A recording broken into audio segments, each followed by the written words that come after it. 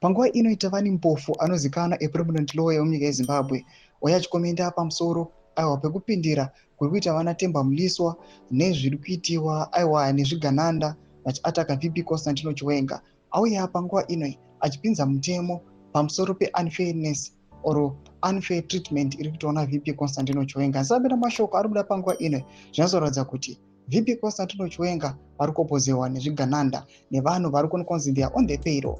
People who are pushing for 2013 will subscribe or like on the bell icon.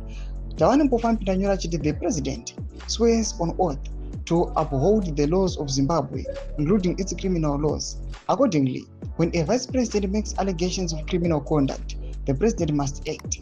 Likewise, when criminal allegations are made against the vice president, the president is duty bound to act. If counter allegations are raised mainly to deflect attention from earlier accusations and are devoid of any substance, the president must address the underlying accusations rather than ignore them. He cannot lawfully choose inaction. Failure to discharge his duties would amount to a breach of his oath. It must invite impeachment.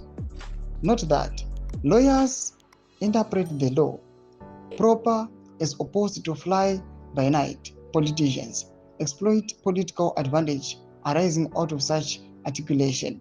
They do not just sit on their bottoms, twiddling their thumbs, gulping copious amounts of whiskies, waiting for 2030.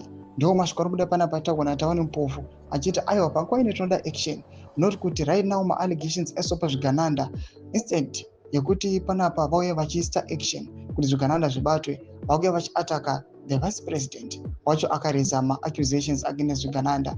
Mashoko ari kunyatsobuda pachena ari kunzi zvigananda izvi aiwa zviri kuya zvichivanda behind the top leadership, zviri kuonekwa nemunhu wese, and people panguva ino vakutofaitira haro ramangwana ragenerali raVP Constantino Chiwenga nokuti vari kuita zvinoseva our own country. Tiudze mafungiro enyu moti kudii pamusoro pechitiko ichi. Kana comment section medu mafungiro enyu, subscribe or like, chita on the bell.